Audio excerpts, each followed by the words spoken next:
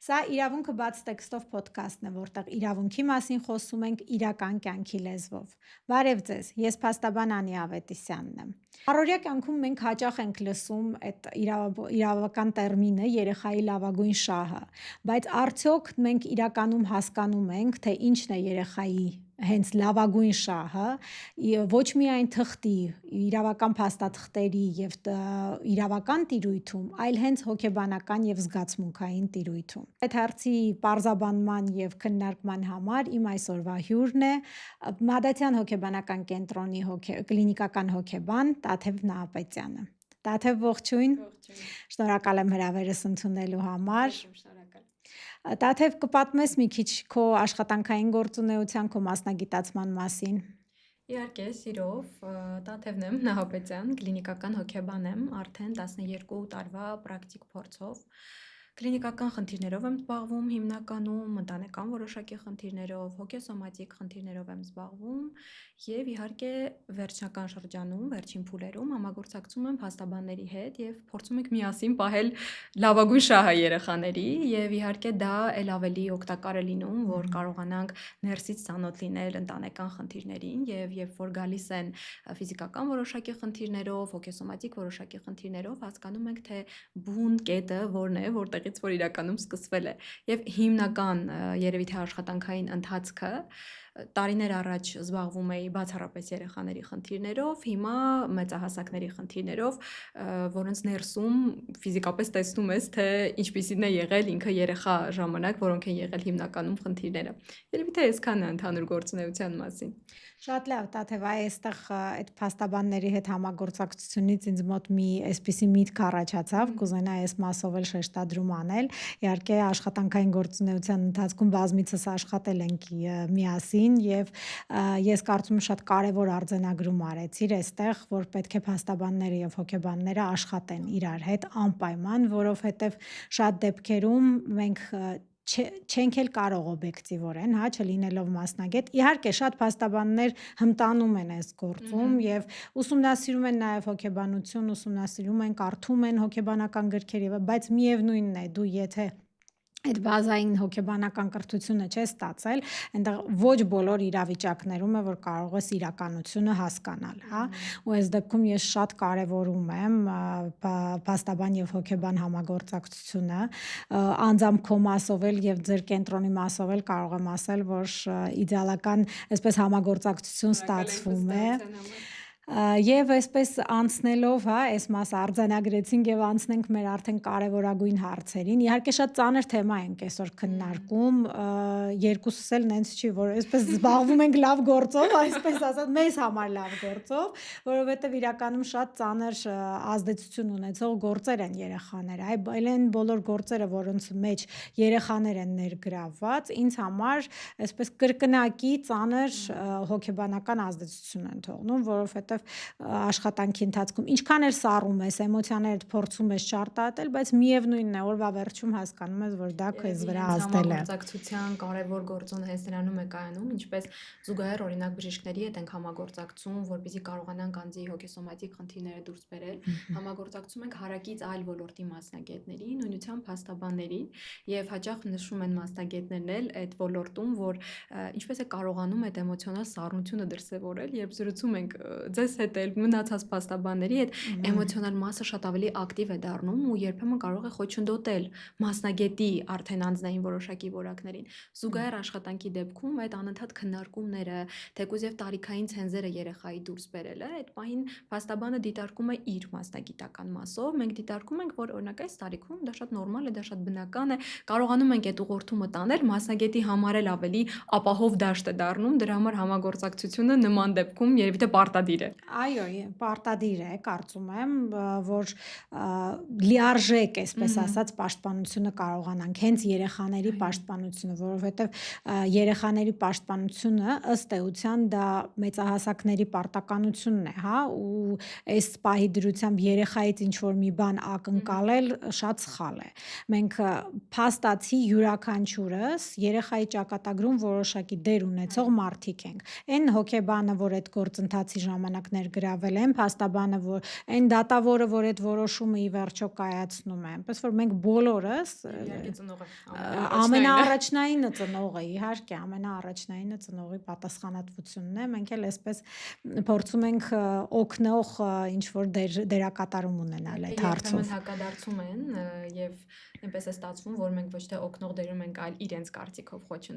խոչընդոտող, բայց եթե դիտարկում ենք, որ այս դեպքում մեծահասակը գոնե ինքնուրույն կկարողանա իր խնդիրները լուծել, երեխան ոչ, դրա համար բոլոր ուժերը երևի թե պետք է ուղղել երեխայի հոգեբանական, ֆիզիկական, սոցիալական վիճակը ավելի հստակ ապահովելու համար։ Գիտես, Տաթև, ամենաշատ արտահայտությունը, որ ես լսում եմ դատական գործերի շրջանակներում, հատկապես մայրերի կողմից, երեխաների մայրերի կողմից, դու ես երեխայի մայրը եւ դու չգիտես իմ երեխայի համար որն է ավելի ճիշտը։ Ինձ մի անգամ ասեցին, ձայնը տակ տեղից է գալիս, այդպես հանգիստ խոսում ես իմ երեխայի մասով, բայց լիարժեք այնպիսին էր իրավիճակը երեխայի հոգեբանական, որ մայրը փաստացի հնարավորինս ճնշում էր միայն թե իր լավագույն շահը պահեր, ոչ թե երեխայի, բայց ստացվում էր, որ մենք ենք դառնում վատամարդը, այնպես որ ճիշտ նշեցիք ի սկզբանե, այդքան էլ հաճելի ընթացք չէ process-ը մեր աշխատանքի։ Իհարկե, հատկապես երբ որ դու գործում, ես իմ մասին եմ ասում, երբ որ գործում ես տղամարդու ներկայացուցիչն եմ լինում, մայրերի կողմից դա շատ sense այսպես ցավալի կերպով է ընկալվում եւ անընդհատ, այո, դիտարկվում է, այստեղ նախ առաջինը սեռային բանն են տարանջատում են անում եւ երկրորդն էլ դուք իմ դեմ եք աշխատում, ոնց կարելի է մոր դեմ աշխատել եւ այլն ու հաճախ չես կարողանում բացատրես, որ սա նախ իմ աշխատանքն է եւ երկրորդ միշտ չի որ մոր կողմից բոլոր գործողությունները դրանք բխում են հենց երեխայի լավագույն շահից։ Եվ քանի որ եկանք այս արտահայտությանը եւս մեկ անգամ, դա թե հոգեբանական առումով կբացատրես մեզ, թե որն է հենց երեխայի լավագույն շահը, հա։ Իսկապես շատ ենք շահարկում, երբեմն էլ չգիտակցելով ենք այդ տերմինները օգտագործում, առհասարակ մեր մշակույթում ընդունված է, չէ՞, ինչ որ տերմիններ ենք վերցնում եւ պատե անպատե սկսում ենք օգտագործել, բայց եթե խորքային ենք դիտարկում, եւ թե լավագույն շահը դա երեխայի ամբողջական վիճակի, այսինքն հոգեբանական, ֆիզիկական, սոցիալական, մշակութային, այդ ամեն ինչի լիարժեք ապահովումն է, ամենակարևորը անվտանգությունը։ Իսկ անվտանգության մեջ ներառվում է բնականաբար ֆիզիկական գործոնը, հոգեբանական գործոնը, ոչ թե լավագույն շահը դա ծնողի համար հարմար շահն է կամ ինչպես մշակույթում է ընդունված ասել, դե իմ երեխան էլ է այսպես մեծացել, ինձ էլ են այսպես մեծացրել, հա այդ տարբերակները կամ հարմար է, դրանք չեն լավագույն շահը, որովհետև մենք չենք դիտարկում երեխայի ներսում ինչ է կատարվում, երեխայի հոգեբանական վիճակը կամ երեխան արդյոք ապահով վիճակում է գտնվում, արդյոք լսված է, արդյոք ընդունված է, այդ ամեն ինչը մի կողմ է դրվում եւ դիտարկում են, որ լավագույն շահը դա այն է, ինչ որ մայրիկին է հարմար կամ հայրիկին, կամ այդպես է ընդունված հասարակության մեջ, կամ էլ միգուցե ծնողի վախն է, թե ինչպիսին ինքը կուզենար լինել, հա, ինքը ուզում է երբեմն լինել վերահսկող ծնող, ինքը ուզում է լինել այնպիսին, ինչպիսին, որ ունենա այնպիսի երեխա, միայն թե այնպիսին չլինի, ինչպիսին իրեն են մեծացրել, այսինքն այդ շահերն են դիտարկում լավագույն շահ ասվածի տակ, բայց իրականում դա երեխայի ապահով միջավայրն է ու դա միայն սոցիալական միջավայրի մասին չէ, դա այն փոքրիկ անկյունն է միգուցե, երբ երեխան իրավունք ունի գոնե լացելու, իրավունք ունի դժգոհելու,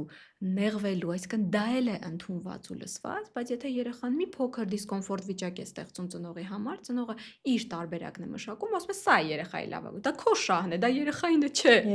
այո, կամ ընդունված է հասարակության մեջ, չէ, ասում են մեզ այդպես են մեծացրել կամ մեր պապերը, չեմ, տատերը եւ փորձում են տանել ինչ որ համընդհանուր վիճակի, առանց նայելու այդ տարիքի կամ կոնկրետ այդ սեռի երեխայի համար իսկապես լավագույն շահը որն է։ Հիմնականում դա ծնողի շահն է, երեխայինը չի ամեն դեպքում։ Այստեղ երկու այսպես սցենար է պրոյեկտվում ծնողի կողմից մեկ այն ինչ որ իր հանդեպ արել են նույնը անում է ինքը իր երեխայի հանդեպ, հա, եւ երկրորդը այն ինչ որ ինքը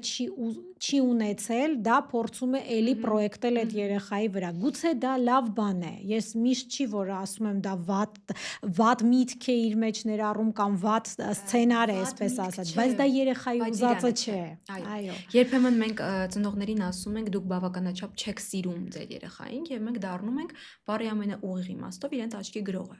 Եվ մեզ ասում են դուք ինչպես եք ձեզ թույլ տալի նման։ Այո, ես կարող եմ բարձրաձայն եւ հստակ ասել։ Շատ ծնողներ, որոնց ամեն ամեն օր հանդիպում եմ մասնագիտությունից ելնելով, իրենք չեն սիրում իրենց երեխաներին։ Իրենք փչացնում են իրենց երեխաների առողջ հոգեվիճակը։ Իրենք փչացնում են առողջ հոգեկերտվածք ունենալու էությունը, այդ զարգացումը, խոչընդոտում են իրենց հմտությունները, իրենց կոմֆորտը, իրենց միգուցե անձնային շահը պահելով, բայց դրա տակ դիտարկում են, որ դա երեխայի համար է։ Ծնողը շատ ժամանակ վախենում է վատ ծնող լինել, որովհետև իր ունեցած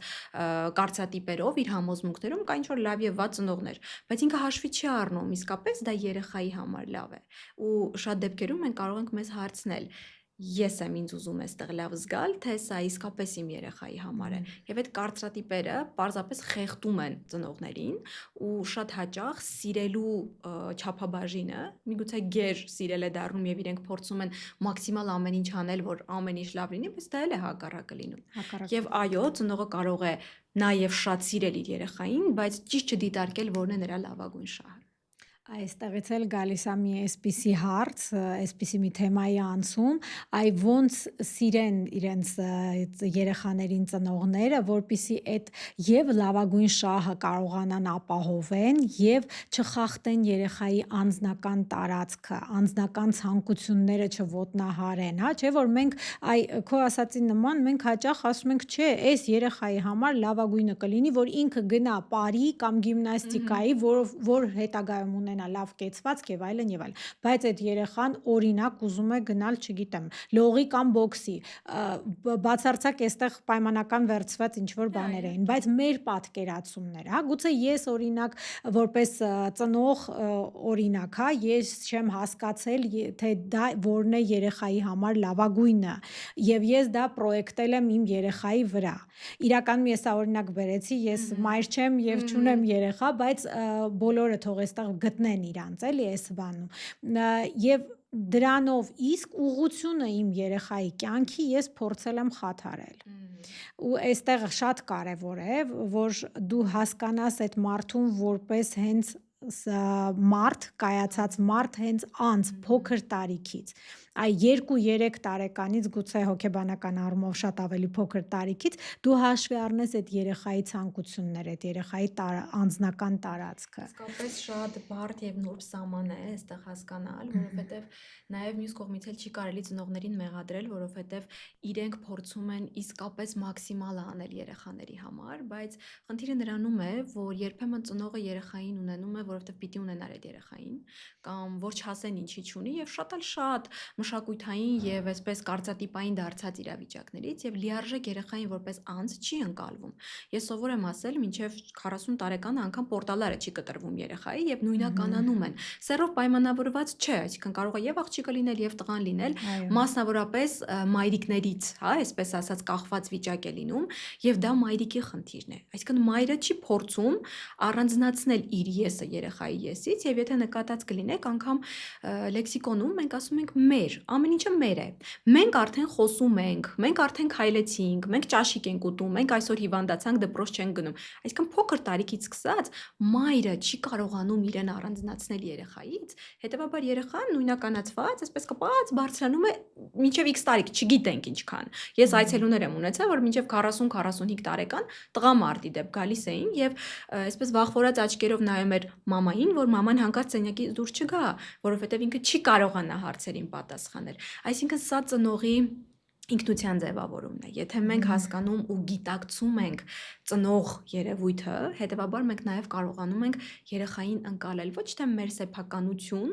կամ մեզնից ինչ որ մի մասնիկ, այլ առանձին էակ, առանձին անձ, ով ունի իրավունքներ, ով ունի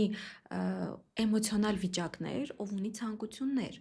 բայց նաև մենք դրա հակառակն ենք հաճախանում, կամ վերահսկում ենք, կամ մաքսիմալ ամեն ինչ տալիս երեխային, հա, գերխնամքի տարբերակով։ Երեխան աչքերը բացում, նույն բանն է։ Թերխնամքն ու գերխնամքը նույն բանն է։ Երեխան աչքերը բացում է, մայրը արդեն ամեն ինչ պատրաստել է։ Ընտրության հնարավորություն չկա, երեխան չի կարողանում ասել, ես սա չեմ ուզում կամ սա եմ ուզում։ Պատրաստում են 30 տեսակի ուտելիք։ Հետո երեխան ասում է, չէ, ես 31-ն եմ ուզում, գիշերվա 1000-ին դա էլ կպատրաստեն, հետո սնման խանգարումով երեխային բերում են հոգեբանի մոտ։ Ինչի եմ այս տարբերակով խոսում։ Երբեմն ծնողը չի առանձնացնում իր եսից երեխայի եսը, մինչև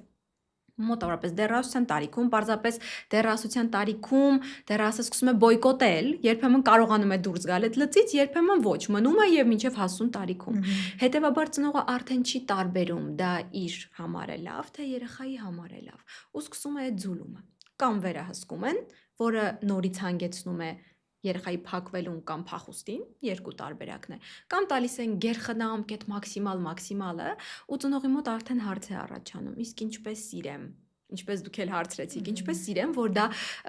չեմ ուզում ճիշտ բառը օգտագործել, որովհետև դա շատ անձնային է եւ ամեն մեկը իր տարբերակն ունի։ Պարզապես ընդունենք երեխային, որ նա էլ ունի սահման։ Երբ որ ծնողին ներկայացնում ենք, որ դուք խախտում եք երեխայի սահմանները, շատ դժգոհությամբ ասում են 3 տարեկան երեխան կամ 5 տարեկան երեխան ինչ սահման պիտի ունենա։ Այո, ունի։ Երեխան էլ ունի էմոցիոնալ սահմաններ, երեխան էլ ունի իր տարածքը ունենալու սահմաններ, եւ այդ ամեն ինչը, երբ որ մենք լիարժեք ընդունում ու գնահատում ենք, մենք ընդունում ենք, որտեղ է ավարտվում սահմանը, նաև եսի, հետո սկսվում ծնողինը, հետո, չգիտեմ, ուսուցչինը, մասնագետինը եւ այլն։ Եվ երբ որ դա ամրապնդենք, դա կլինի մի տարբերակով, ընկերություն անենք երեխայի հետ,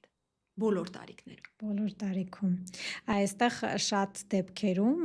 գալիս է այսպիսի մի իրավիճակ, երբ որ նույն այդ ծնողը շատ պարզ գիտակցում է, օրինակ ուսուցչի կողմից, երբ որ խախտվի իր երեխայի սահմանը, կգնա դրոշակը ձեռքը դպրոց եւ կասի դուք խախտել եք իմ երեխայի անձնական տիրույթը եւ այլն եւ այլն։ Բայց այդ նույնը ինքը տանը անի եւ չընդունի, որտեղ որպես սեփականություն է ընդունում, իմն է։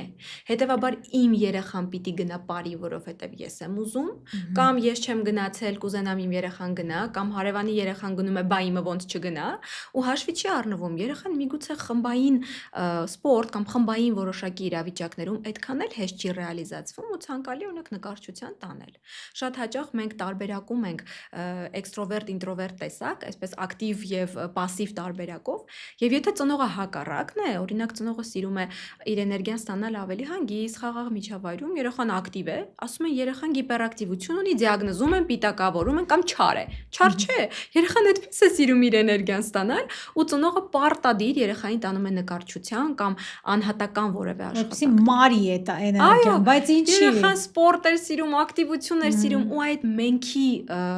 երևի թե այս դեպքում բացասական իմաստը, որ ծնողն է ուզում իր միգուցե չստացված, միգուցե չբավարարված էմոցիաները եւ չռեալիզացված լինելը դիտարկել երեխայի մեջ, ու եթե երեխան ինչ որ բան չի ուզում, դառնում է մենք չուզեցինք։ Ու հետեւաբար այստեղ արդեն եսի մասին խոսել հնարավոր չի, ծնողը չի առանձնացնում։ Այդտեղից էլ արդեն գալիս է երեխա ծնող կոնֆլիկտը ու բնականաբար բոլոր ծնողներն էլ, ну մեծ մասը, այսպես ասեմ, ոչ բոլորը, այդ պահին առաջանում է իրենց սենց եսը հաստատելու, էգոն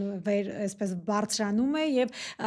իր եսը վերահաստատելու, որ ես եմ այստեղ որոշումներ կայացնողը եւ այլն եւ այլն։ Երբեմն մրցում են անգամ երեխան։ Այո, իհարկե մրցում են։ Բայց այստեղ ես շատ մի կարևոր բան եմ նկատել սերունդային տարբերությունների մեջ, որ այսպես հիմա երեխա սերունդը շատ ավելի պահանջատեր է, քան օրինակ մեր սերունդը, որովհետև ես եթե համեմատեմ իմ օրինակի վրա, այն տարիքում, որ այս պահին 10 տարեկան երեխան, այն պահանջները, որ այս պահին 10 տարեկան երեխան ունի, վստահաբար ես 10 տարեկանում չեմ կարողացել նույնիսկ մտածել դրա մասին, ուր մնաց մի հատ էլ դրա, պահանջը ներկայացնեմ ծնողին։ Սա ինչ որ առումով նաև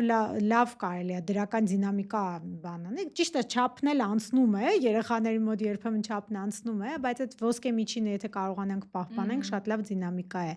այս իմաստով։ Այնպես որ այստեղից կարող ենք sense մի հատ փակում անել հարցի եւ արձանագրենք, որ չդիտարկենք երեխային որպես սեփականություն, այլ որպես անհատականություն, ում հետ այո պետք է հաշվի նստել։ Եվ ցանկությունների եւ մնացած բոլոր այսպես հարցերի հետ կապված պետք է այո հաշվի նստել։ Ու եթե երեխայի հետ կարողանանք լեզու գտնել իր լեզվով, ոչ թե մեր մենք հաճախ մեր լեզվով ենք խոսում երեխայի հետ, ուզում ենք երեխան իրեն հասկացված զգա։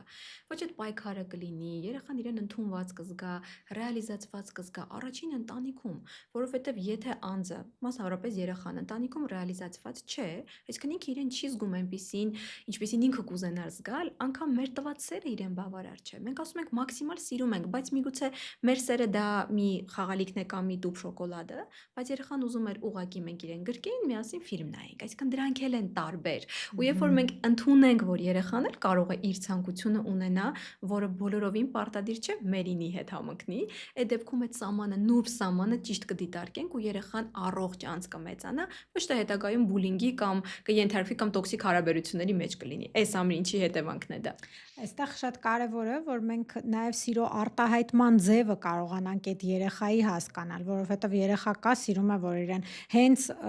այսպես արտահայտում են իրան նկատմամբ այդ սերը, բայց երեխաներ կան, որ օրինակ ուզում են ապահովություն զգալ եւ դրա մեջ են սերը տեսնում։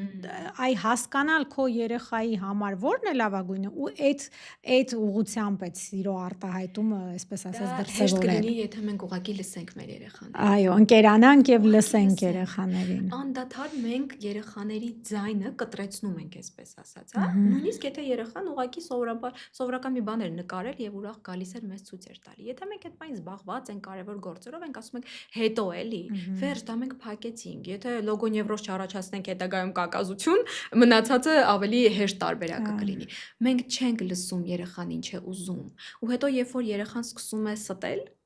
ասում ենք ինչ ես մեզ ստում, որովհետև ինքը գիտի, որ կամ ընդունված չի լինելու, կամ պատժվելու է, կամ քննադատվելու է, կամ ամոթանք է ստանալու, սկսում է ստել, փակվել իր մեջ, որովհետև մենք չլսեցինք երեխային, չհարցրեցինք, դա քեզ դուր է գալիս։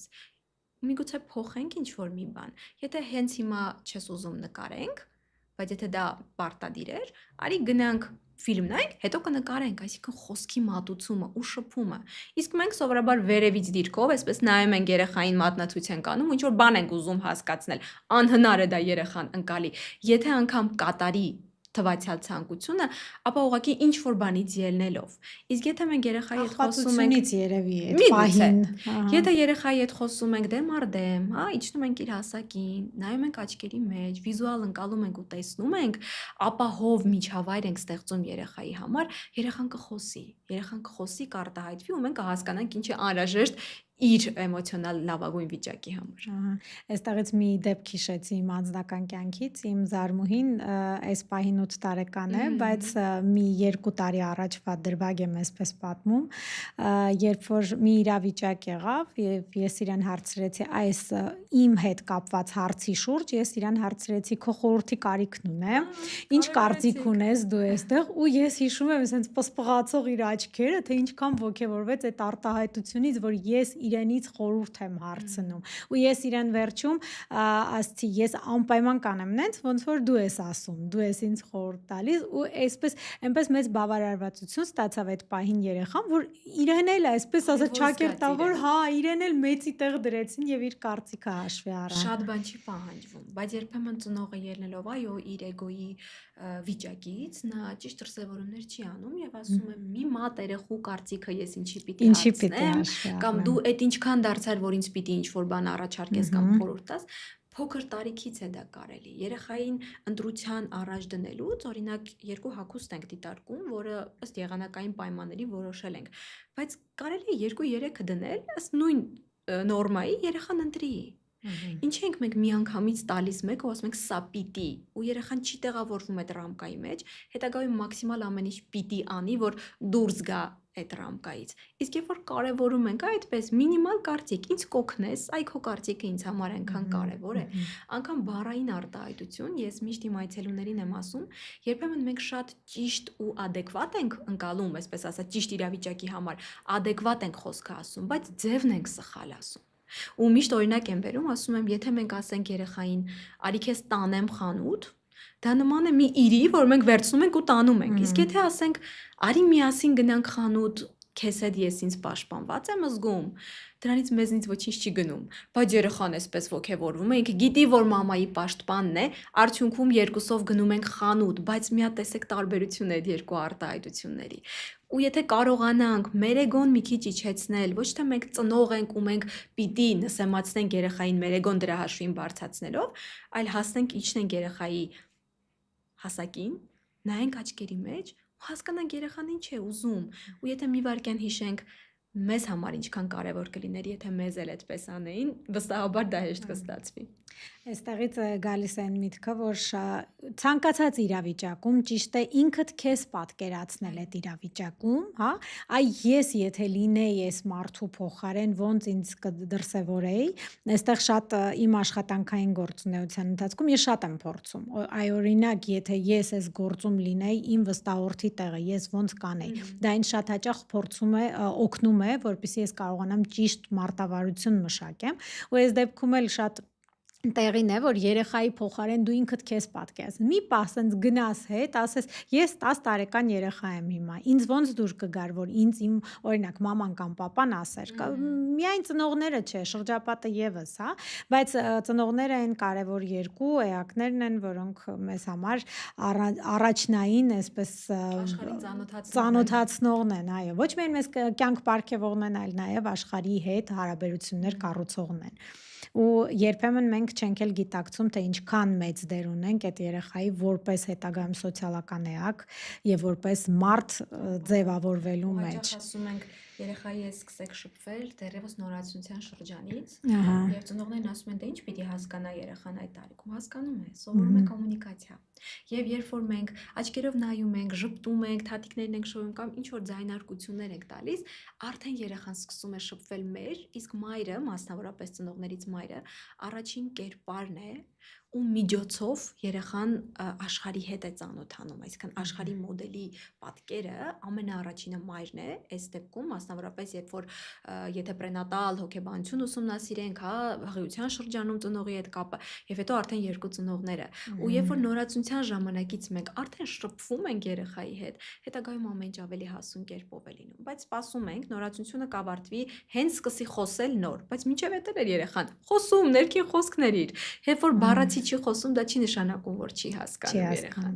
Բազմաթիվ դու էլ նշեցիր դրա մասին, բազմաթիվ հետազոտություններ կան, որ դեռ սաղմ եղած ժամանակահատվածից հենց մոր ազդեցությունը երեխայի վրա զգացվում է։ Պտուղն է հետո երեխայի վրա ազդելու, ինչքանով էր այդ պահին կարևոր ծնունդը, ինչքանով էր մայրը ուզում հենց սեռով պայմանավորված, հետագայում դա անպայման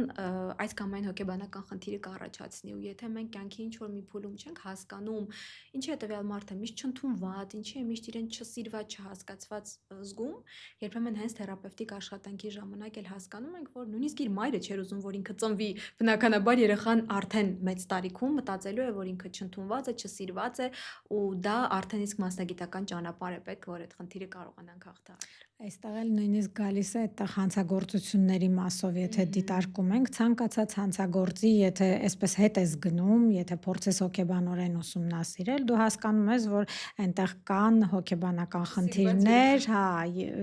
որը գալիս է հենց փոքր տարիքից, շատ հաճախ նաև այդ անցանկալի պտուղ լինելու գաղափարը եւ այլն, որին մենք ցավոք շատ մեծ ուշադրություն չենք դարձնում։ Մասնավորապես սեռով պայմանավորված, այո։ Եվ այստեղից էլ մի ուրիշ հարց է սենց գալիս, այսպես անցում կատարենք մյուս հարցին, այ մեծահասակների ազդեցությունից շատ խոսեցինք, դա թե մեծահասակների ազդեցությունը որքանով է կարևոր, հա, երեխաների վրա, եւ արդյոք ճիշտ է մեծահասակներ այն եզրույթ կա, չէ, այսպեսի, որ եթե ուզում ես երեխայի դաստիարակել, առաջին հերթին քեզ դաստիարակի։ Այս մասը մի քիչ հոգեբանորեն ավելի մանրամասը կներկայացնես։ Դաստիարակել բառը այնքան խորթ է, որովհետև դրական ելք մի տեսակ չեմ գտնում, հա, ավելի շատ դաստիարակելը ոնց որ ճնշող իմաստ ունենա, կարելի է վարվել երեխայի հետ։ Ու երբ որ մենք ինքներս մեզ հետ էլ վարվել գիտենք, մենք հասկանում ու ճանաչում ենք ինքներս մեզ, գիտենք ինչ ենք ուզում ինքներս մեզանից հետո նոր երեխայից, այդ նուրբ սահմանը ավելի հեշտ է լինում։ Եվ ինչպես մի փոքր առաջ նշեցի, այդ մենքի գաղափարը, որ ծնողը ձուլում է իրեն երեխայի հետ, այդ նույն տարբերակն է, այսինքն եթե մենք գիտենք տվյալ իրավիճակում ինչպիսին է ցանկալի ելքը, եթե մենք ճանաչում ենք գոնե մեր էմոցիաները, կարող ենք մեր հույզերը տարբերակել, հետեւաբար կարող ենք նաև հասկանալ երեխան ինչ հույզ ունի նմանատիպ իրավիճակում, ոչ թե մերը պիտակավորենք, որ այս իրավիճակում պիտի այսպիսի հույզ ունենաս կամ չպիտի այսպիսի հույզ ունենաս։ Երեխան գրիչ է կորցնում եւ նեղվում է այդ իրավիճակից, գալիս է տուն, նեղված մամային ասում է՝ մամա գրիչս եմ կորցրել, ասում է՝ չմտածես նորը կառնեմ։ Բայց երեխան դա չէր ուզում լսել։ Երեխան ուզում էր լսել, որ դե ոչինչ, բալես, էլի կգնենք, արի միասին, երեխան միասին բառն է ուզում լսել։ Բայց երբ որ մեր էգոն է, չէ, ոնց իմ երեխայի գրիչը կորել է, կամ դպրոցական տարիքում երեխան գալիս ասում է դասարանից աղջկան կամ տղային եմ հավանել, բայց ինքը ինչ չի հավանում, առաջին ռեակցիան ծնողի ոնց իմ տղային կամ աղջկան չեն հավանում, այսինքն սա մեր խնդիրն է, մեծահասակինն է, ու այստեղ ոչ թե դաստիարակման մոդելն է, այլ վարվել ինքներս մեր հետ։ Եթե մենք գիտենք ինչպիսինն ենք մենք, եթե մենք ճանաչում ենք այդ սահմանները կարողանում ենք դնել, երեխային էլ ենք ընկալում։ Ոչ թե ես կգամ քո հարցերը կլուծեմ դպրոցում կամ ոնց իմ երեխային չեն հավանում, բա իմ ամենասիրունը եւ այլն, այլ փորձենք միասին այդ ելքը գտնել։ Միգուցե երկուսով տխրենք, բայց շատ ծնողներն ասում են ոնց ես կարող եմ երեխայի հետ տխրեմ, իր աչքից կընկնեմ, չես ընկնի։ Ընդհակառակը կդառնաս այնպիսին, ինչպիսին երեխան կընդունի, որ կարելի է լինել։ Երբ որ մենք տեսնում ենք, որ մեր ծնողները միգուցե հոգնած աշխատանքից գալի, միգուցե նեղված գալի եւ դա չի ամաչում երեխայի հետ կիսվել դրական առումով, երեխան էլ է հասկանում, որ ամոթ չի հույզը արտահայտելը։ Կարող եմ ջղայնանալ, կարող եմ բարկությունս արտահայտել, նեղացվածությունս արտահայտել, այս բոլորը չի բերում դաստիարակման, այս բոլորը բերում է ինքնաճանաչման, ինչը ցավոք սրտի շատ քչերն են իրենց սեփական անձը ճանաչում, որ մնաց երեխային կարողանան դրսևորել։ Այսինքն այդտեղից էլ հենց այն մյուս միտքն է այսպես առաջ գալիս, որ երեխային բացատրենք իրական կյանքը, այլ ոչ թե այդ հորինվածը, ինչ է պետք անել, հա ես որպես ծնող այս պահին պիտի անեմ սա, ես իրավունք չունեմ, չէ, իրավիճակից ելնելով, հա, դու ունես այս հնարավորություններ, դու ես ընտրում քո երեխան եւ ի վերջո հարցրու, խոսել էլի գալիս ենք այդ երեխային լսելու, դու հարցրու քո երեխային, դու ինչ ես ուզում կամ հիմա ինձանից ինչ ես ակնկալում, գուցե այդ պայն իրոք չկողմնորոշվես որպես ծնող եւ հարցրու, ինչ ես ինձանից ուզում։ Այդ գրիչի օրինակի վրա, հա, եթե դու գրիչը որ եկել ես ինձ ասում ես գրիչը կորցրել եմ, դու ինչ ես ինձանից ուզում, որ ես նորը գնեմ, թե ուղակի քո հետ տխրեմ։ Կարող է այդ երեխան ուղակի դա է ուզում կիսել։ Իսկ մենք առաջինը նյութական տարբերակով ենք օգտակար լինում երեխայի, դա էլ է իհարկե կարևոր, որ երեխան ամեն ինչով ապահովված լինի, բայց երբեմն այդ մի սենյակի չափով լցված խաղալիքները երեխայի համար ոչինչ են, եթե երեխայի հետ չենք խաղում այդ խաղալիքներով։ Մենք բերում ենք մի խաղալիք ենք տալիս երեխային, ասում ենք դու զբաղվի, ես գնամ իմ գործերով, երեխան նայում է, դաժե չգիտի ոնց պիտի խաղա այդ խաղալիքով։ Ինքը ուզում էր, որ նստենք կողքը բացենք միասին, եթե դա ընդամենը րոպեներ է մեզանից պահանջվելու։ Ու երբ որ ծնողներին հաճախ ասում եմ, երեխաների հետ զբաղվեք, ամենակարևորն է դա։ Բոլոր տեսակի էմոցիոնալ զարգացման, հոգեբանական զարգացման համար ասում են, դե ամբողջ օրը միասին տանն ենք։ Ասում եմ, նույն սենյակում լինելը դերևս չի նշանակում երեխայի հետ զբաղվել, երբ դուք ձեր հեռախոսով եք օրինակ կամ ինչ որ գործով եք զբաղվում։ Ու շատ հաճախ երեխաները վիզուալ ընկալումն են սիրում ու անգամ աշխատելու ընթացքում էլ, երբ մի պահ շեղվում ես դու երեխային վիզուալ չես նայում, ինքը այսպես դեմքդ բռնում է ու շուռ է տալիս իրեն։ Ու սա շատ պարզ մի օրինակ է, որ երբ որ շփվում եք երեխայի հետ, ուղղակի նայեք իրեն։ Երբեմն երեխան չի ընկալում խոսքը, երբ որ մենք օթից ասում ենք, խոսում ենք էլի իր հետ, բայց այդ պայն մենք ուրիշ բանով ենք զբաղված, երեխան չի ընկալում, որ դա իրեն էր ուղված։ Ու երբ որ մենք այո լսենք, այո մենք երեխային հարցնենք ու մեր վախը ներքին, որ վատ ծնող կարող է լինեմ կամ միգուցե երեխաս պարող չդառնա, իսկ ես դա էի ուզում, մեր ներքին վախերը մենք իրապես հաղթարենք ու դա չփաթաթենք երեխայի վզին, այդ նուրբ սահմանը կլինի ու դասյարակման կարիք չի լինի։ Այդտեղից էլ շատ հաճախ մեր վախերը հետագայում մեր դեմ են պտտվում, այսպես ասած, հա, այդ բառերը չեմ ուզում ճակատագիր կարմա կամ ինչ-որ բան օգտագործել, բայց շատ հաճախ այդ բոլոր վախերը, որ մենք ունեցել ենք ու չի իրականացվել դրանք, հետագայում շատ ավելի վատ ձևով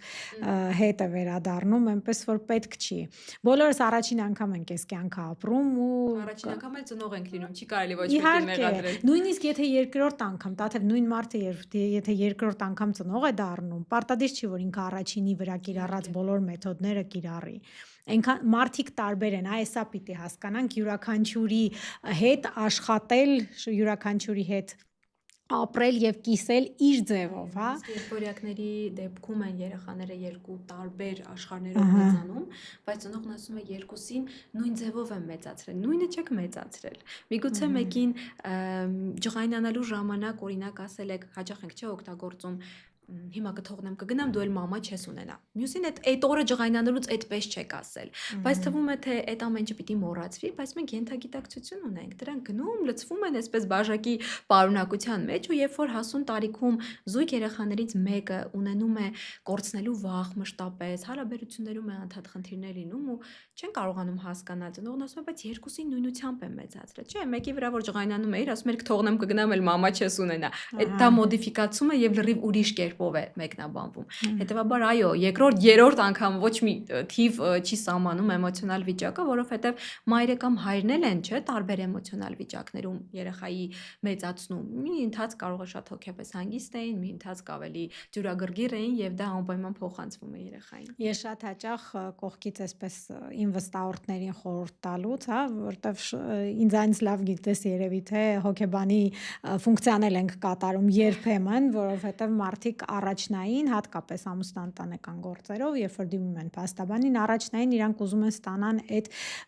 ուժը, այդ պաշտպանվածությունը, այդ իրենց լսելու ցանկություն ունեն եւ այլն, ու ես շատ հաճախ որ խորհուրդ եմ տալիս իմ վստահորդներին, այդ շփման մեջ փորձեք ձեզ ինքնատիրապետել ու շատ է լինում, այո, իհարկե, որ աշխատանքից հոգնած դու էլ ես ուզում գոռաս եւ այլն, բայց պիտի կարողանաս այդ երեխայի վրա չպրոյեկտել, որովհետեւ եթե դու երեխային այդ պահին ինքը չի հասկանում, որ դու աշխատանքից հոգնած ես եկել ու իր վրա չես գոռում, հա, ինքը դա անցալում է, որ վայ ես ինչ որ մի բան սխալ արեցի եւ ու մնում է ենթագիտակցության մեջ, հետագայում արդեն բոլորը ձևավորվում է ու անպայման պիտի նշենք, որ այսպես ինչ որ կանոններ չեն սրանք ու ընտանեկան վիճակ է, էմոցիոնալ վիճակ է, բոլորի մոտ է լինում այդ պորտկումները, բայց նույնիսկ երբ որ մենք չկարողացանք էմոցիաները զսպել, հա, երեխայի դուրս բերեցինք այդ ամենը, դա էլ է երբեմն նորմալ, պարզապես հետո ճիշտ փորձենք այդ ամեն ինչը կառուցել։ Ներողություն խնդրենք երեխայից։ Դա մի աբսուրդ արտահայտություն է, երբ ծնողին ասում ես ներողություն խնդրի երեխայից, այսպես զարմացած նայում են ոնց, դա առհասարակ անընդունելի մի բան է իրենց համար, բայց դու բարկացած երեխայի վրա, իսկ երեխան նույնիսկ չհասկացավ ինչի։ Քո դեպքում միգուցե նորմալ է, դու էլ ես հոգնած, դու էլ ես հուզված, տարբեր խնդիրներ են լինում, տարբեր էմոցիոնալ վիճակներ, չենք մեղադրում ծնողին կամ ինչ-որ ռամկայի մեջ դնում, բայց կարելի է ընդունել, որ երեխան էլ անձ է ու նա էլ կարող է նեղվել։ Ու բավարար է այդ մի ներողությունը, որ կներես մի փոքր բարկացա կամ չէի ուզում այդ պահի նման արտահայտություն անել, շարունակել ուղղակի զրուցել երեխայի հետ, ամեն ինչ մարվում է։ Իսկ երբ որ մենք դիտարկում ենք, որ ես ոնց կարող եմ իմ երեխայից ներողություն խնդրել, նույնիսկ եթե բարկացա, լավ էլ արեցի, բարկացա, այս դեպքում քանդվեց, արդեն ինչ որ բան այնտեղ քանդվեց։ Այդ դեպքում երկու միտք է ծնողների մոտ գալիս, առաջինը ես կկորցնեմ իր մոտ իմ վստահությունը եւ նաեւ ավտորիտետը, այսպես ասած, հա, երեխայի մոտ ես էլ չեմ ունենա այն դիրքը, որ ունեի առաջ, եւ երկրորդը արդեն գալիս է մի քիչ ավելի էգոիստ տեսակների մոտ, այդով է այդ մի մատ երեխան, որ ես իրանից ներողություն խնդրեմ։ Էլի գալիս ենք նույն մտքին, որ պետք է երեխային վերաբերվել որպես անհատ։ Դաթև մի հարցել այսպես քննարկենք սրա հետ այսպես անցում կատարելով, մենք խոսեցինք անընդհատ ծնողների պահվածքից, ծնողների ազդեցությունից եւ այլն, բայց մեր կյանքում կան մարդիկ, ովքեր ծնողներից զատ մեզ վրա շատ մեծ ազդեցություն են ունենում, երեխաների պարագայում դրանք կարող են լինել դաստիարակները, ուսուցիչները, ինչու՞ չէ, ընտանիքի այլ անդամներ, ում երեխան կապվածություն ունի այդ երեխայի հետ եւ լսում է, հա, այդ մարդու ասածը շատ ավելի մեծ նշանակություն ունի իր համար։ Այստեղ ոնց անենք, հա, եթե օրինակ ես չգիտեմ, ես ուսուցիչ եմ, ես դաստիարակ եմ, ես ոնց անեմ, որ կարող եմ ծնողը տունը շատ լավ դաստիարակի, էլի դաստիարակել բառը ոնց որ թե դու չես սիրում, բայց վարվի իր երեխայի հետ, բայց այլ մեծ մասը, որ երեխան անցկացնում է, օրինակ մանկապարտեզում կամ դպրոցում, գնա եւ այնտեղ լրիվ ուրիշ դայակների, այո, եւ այդտեղ լրիվ ուրիշ արդեն բան լսի նույն հարցի վերաբերյալ եւ այս սահմանը ոնց անենք, որ ճիշտ երեխայի համար կատարում եք անում, որովհետեւ երբեմն իսկապես երեխան շատ ավելի մեծ ժամանակ անցկացնում օրինակ դայակի հետ կամ հատուկ մասնագետների հետ, դպրոցում ուսուցիչների հետ ու շատ դեպքերում ծնողները ինչ մոտեցում որ ցուցաբերում են երեխային, իսկ երեխան սոցիալական էակ է նաեւ, ընտանիքը հասկացանք, հոգեբանական, ֆիզիկական վիճակը, բայց նաեւ ապահով վիճակ պիտի լինի դպրոցում եւ մանկապարտեզում մնացած այլ վայրերում եւ իսկապես շատ մեծ դեր են ունենում ու ցավոք սրտի բախվում ենք այն իրականության հետ, որ սկսում են խախտել ու անցնել այն նույն սահմանը, որը երբեմն ծնողն էլ չէր գիտակցում, բայց ուսուցիչները առհասարակ երբեմն չեն գիտակցում։ Նախ ֆիզիկականը, որը որ երևի առաջինը պիտի դիտարկենք, ֆիզիկական սահմաններ անցնել, երեխաներին հարվածել, երեխաներին հրել, նույնիսկ մասնագետներ, նեղ մասնագետներ, որոնց մոտ ծնողները տանում են օրինակ պարապմունքների, տանում են լոգոպեդի մոտ կամ տանում են, չգիտեմ, հատուկ մանկավարժի մոտ, այսինքն նեղ մասնագետները երբեմն վարվելու մոտեցում հաճախ չեն ունենում, դա էլ իհարկե իրենց էգոյի որոշակի չլուծված խնդիրներն են, բայց հատում են երեխայի սահմանները, խփելով, հոգեբանական ճնշման ենթարկելով, իսկ դա ամենաառաջինը պիտակավորումն է։ Պիտակավորել երեխաներին բացասական բառերով, դմբոես, դեբիլես, չգիտեմ, շատ այլ նմանատիպ բառերով, որը թվում է թե բարկացանք անցավ, չի անցնում դա։ Երեխան նույնականանում է այդ խնդրի հետ եւ շատ դեպքերում երեխայի նույնիսկ բացասական արարքը լինում են իհարկե երեխաներն էլ են որոշակի վատ վարքագիծ ցուցաբերում թեկուզ դպրոցում կամ մանկապարտեզում ամենամեծ խնդիրը այն է որ երեխային ու վատ արարքը նույնացնում են իրար հետ ու երեխային ասում են դու վատն ես որովհետեւ այսպես ես արել կամ դու չար ես եւ նմանատիպ այլ պիտակներ ամենագլխավոր գործոնը կլինի այն, դա եւ ծնողներին է վերաբերվում առհասարակ մեծահասակներից, որ երեխայի արարքը ցանկացած չնույնացնենք իր անձի հետ։ Դա վատ արարք է, բայց դու չես այդ վատը։ Ու սա եւս խոսելու տարբերակն է, եթե երեխան էլ կարողանում է հասկանալ, որ թե ուսուցչի թե ծնողի կողմից ինքը միևնույնն է սիրված է, բայց այո ընդունում է, որ ինքը վատ արարք է արել, այդ սահմանները ավելի հեշտ ենք հասկանում։ Իսկ մասնագետների, մանկավարժների, սահմանը երևի թե ավարտվում է այնտեղ, որտեղ ավարտվում են մասնագիտական գործունեությունը, մնացածը ձեր խնդիրը չի։ Երբեմն ընտանեկան որոշակի հարցերի մեջ ներառվել, երեխայի անձը պիտակավորել, այստեղ է ավարտվում սահմանը, որտեղ քո մասնագիտական գործունեությունն է ավարտվում։ Եվ ամենակարևորը այդ պիտակները, որը ցավոք սրտի տաննել ծնողները, տատիկ-պապիկները, չգիտեմ, ավտորիտար ցանկացած կերպար երեխայի արարքը նույնացնում են իր եսի հետ ու երեխան էլ ձուլվում է իր արած վատ արարքի հետ ու հասկանում է, որ սերը պայմանական է, այսինքն ինձ կսիրեն, եթե ես այսպեսին չլինեմ, բայց երևի ամենակարևոր գործոնը այն է, որ մենք երեխաներին դա կլինի մեր սեփականը, կլինի հարազատի թե առհասարակ շրջապատում, ցույց տանք, որ սերը դա պայմանական չէ ու մենք միևնույնն է սիրում ենք, բայց դու վատ արարք ես արել, դա դու չես վատ արարք ես արել, այս ամենաճիշտ սահմանը կլինի։ Իրականում այդտեղ նախ հասկանալ երևի թե առաջնային թե այդ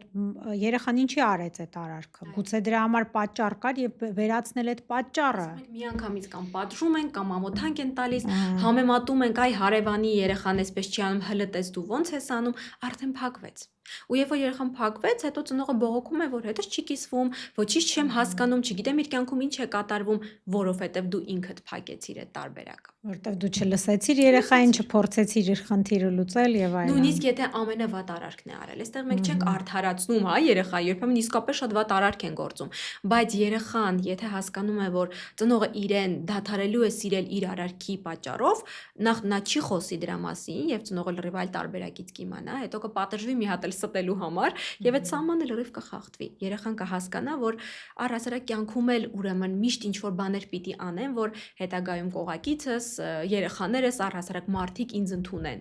Եթե ես լինեմ այնպեսին ինչպեսին կամ, ես արժանի չեմ սիրո, որտեվ ես ինչ որ մի անգամ վատ արարք եմ արել։ Նույնիսկ օտար մարդկանց նկատմամբ են կիրառում դա, հա, Ու դա դառնում է պիտակավորում։ Պիտակավորում է դառնում, հա, այստեղ շատ կարևոր է, որ յուրաքանչյուրը իր սահմանը պահի, շատ հաճախ մենք շատ սիրելով էլ ընտանիքի երեխաներին, չլինելով այդ երեխայի ծնողը, նույնիսկ կարող ենք վնասել դրանով, այստեղ գալիս է մի ցավոտ թեմա տատիկ-պապիկների, նորին այս պահին չանդրադառնանք տատիկ-պապիկներին ամեն դեպքում մեր դեմ չտրամադրենք։ Այսպես Բայց երբեմն գերխնամքը իսկապես խանգարում է ու եթե ծնողները հստակ ստրատեգիա ունեն երեխաների հետ մոտեցման, երբեմն տատիկներ, պապիկները լավամարդ դուրս գալու համար, թե ծնող օրինակ արգելք է դրել, տատիկները կամ պապիկները կատարում են, այդ պահին իհարկե դա շատ հաճելի է եւ իրենց համար եւ երեխայի, բայց մենք ստրատեգիաները խառնում ենք ու միշտ երեխան գիտի, որ անպայման կա մեկը այս իրավիճակում, որտեղ կարողանա ինքը իր խնդիրը լուծել։ Բնականաբար իրենք մեր լույս, այսպես ասած, մասնիկներն են, տատիկները եւ պապիկները ջերմությունն են ընտանիքում, բայց երբեմն իրենք էլ են սեփականությունից ելնելով թորնիկներն իրենցով անում, դեմ դուրս գալու իրենց երեխաներին։ Այստեղ էլ իրենց երեխաների հետ պայքարն է։ Իրենց ներքին խնդիրներն է, այո։ Թորնիկների հաշվին իրենց խնդիրներն են լուծում։ Ես այս իրավիճակում որպես հորաքույր այս պահին կարող եմ ասել, լուծումը գտել եմ հետևյալ կերպ, որ իմ զարմուհիները շատ հաճախ ինձ ասում են, որ կարող է այս ինչ բանը անենք, ասում եմ, ես ուզում եմ անել իրենց հետ, չեմ ուզում մերժել այդ գերհոգատարությունից, գերսիրուց դրդված, բայց այսպես լուծումը գտել եմ հետևյալ կերպ. անելու ենք, բայց ձեր մաման իմանալու է։ Ու այդ հարցից միանգամից արդեն սկսում են, ասում եթե դուք համաձայն եք, խնդիր չկա, անում ենք, բայց ձեր մաման իմանում է։ Այստեղ փորձում եմ այդ սահմանը պահել, որպես հորաքույր, հա, իհարկե։ Բոլորս եթե մենք մեր վրա այդ պատասխանատվությունը մենք ինքներս մեր վրա դնենք, ցանկացած երեխայի հետ շփման մեջ, հա, ինձ թվում է մի քիչ ավելի առողջ հասարակություն կունենանք։ Փոքր կնպաստենք, հա։ Տաթև շատ շնորհակալ եմ հաճելի զրույցի համար։ Այսպես ընթացքում հարցեր առաջացան, իհարկե, այս թեման այնքան լայն է, կարելի է թեման շարունակել, բայց փորձենք ֆորմատի մեջ տեղավորվել կարճ ֆորմատի մեջ, եւ մենք հաղորդման մեջ ունենք նաև այսպիսի մի ֆորմատ, հա, ասենց ասեմ, բլից հարցերի, եւ դրանց կխնդրեմ քեզ պատասխանել մաքսիմալ կարճ եւ անկեղծ, իհարկե։ Պատրաստ եք։ Գնացինք։ Տաթե որն է ամենատարածված սխալը, որ հաճախ ծնողները անում են երեխայի լավագույն պաշտպանության տեսանկյունից։ Երևի թե իրենց շահը պաշտպանելն է ամենասխալը, որը դիտարկվում է ինչպես երեխայի շահը։ Կարող է ծնողի լռությունը վնասել երեխային։ Իհարկե։ Տաթե որն է ավելի ճիշտ, որ երեխայի հետ շփման մեջ ծնողը լինի որպես ընկեր, թե որպես ծնողի խիստ դերում։ Միանշանակ որպես ընկեր, անկախ տարիքային սահմանից։ Տաթե մի քանի նշաններ, այսպես ազդակներ կասես մեզ, թե ինչպես հասկանան ծնողները, երբ է երեխան իրեն անվտանգ զգում։ Երեխան անվտանգ է, երբ երեխան խոսում է, երբ երեխան բաց է։ Իսկ դրա հակառակ տարբերակը մենք կարող ենք հասկանալ, երբ երեխան փախուստ է, դիմում այսպես ասած ծնողներից կամ շատ փակվում է, երբեմն էլ միշտ համաձայնվում է։ Սա եւս երեխայի ոչ անվտանգ իրավիճակի մասին է, երբ միշտ երեխան ամեն ինչում հասկանում է, վախենում է էմոցիա արտահայտել, վախենում է ոչ ասել, սա եւս ազդակ է ծնողին, որ երեխան միգուցե անվտանգ վիճակում չի գտնվում։ Եվ վերջում տաթե մեկ նախադասությամբ ինչ խորհուրդ կտաս ծնողներին երեխաների հետ շփվելիս, ինչպես իրենց պահեն, այսպես մեկ ընդհանուր նախադասությամբ։ Երևի թե եթե որպես կարճ ուղղակի կարող եմ ասել սիրեք ձեր երեխաներին ու սիրեք ոչ թե պայմանական, սիրեք ոչ թե որովհետև պետք է, որովհետև այդպես է ձևը եւ տարբերակը եւ ընդունված է, իսկապես սիրեք։ այն ամենավերջին բջիջով սիրեք, բայց մի տվեք գերխնամք։ Երբեմն մենք սիրելը հաճախ գերխնամքի տակ հետ ենք ասոցացնում, բայց իրենք ռադիկալ տարբեր բաներ են։ Ու երբ որ մենք լիարժեք զգում ենք մեր էմոցիոնալ բավարարվածությունը, լիարժեք հասկացված ենք զգում նաև մեզ որպես ծնող երեխայի մոտ ու հասկանում ենք, որ երեխան մեզ վստահում է, իսկ դա շփոթել չի լինում այլ էմոցիայի հետ, գիտակցում ենք, որ իսկապես սիրեցինք։ Իսկ սիրելը շատ լայն հասկացություն է, ամեն մեկը մի տարբերակով է մոտենում։ Ուղղակի ինքներդ ձեզ մի պահ հարցրեք, սա ինքս ինձ համար եմ անում, թե իսկապես երեխայիս։ Շատ լավ, Տաթև, շատ շնորհակալ եմ եւս մեկ անգամ հաճելի զրույցի համար։ Եվ այս թեմայից ուզում եմ առանձնացնել մեկ պարզ կարևոր մի այսպիսի միտք։ Երեխայի լավագույն շահը այնտեղ է, որտեղ երեխան իրեն անվտանգ է զգում։ Ես Անի Ավետիսյանն եմ, սա Իրավունքը բաց տեքստով ոդքասթներ։ Բաժանորդագրվեք հաջորդ հաղորդումները բաց չթողնելու համար։ Կտեսնվենք հաջորդ թողարկմանը։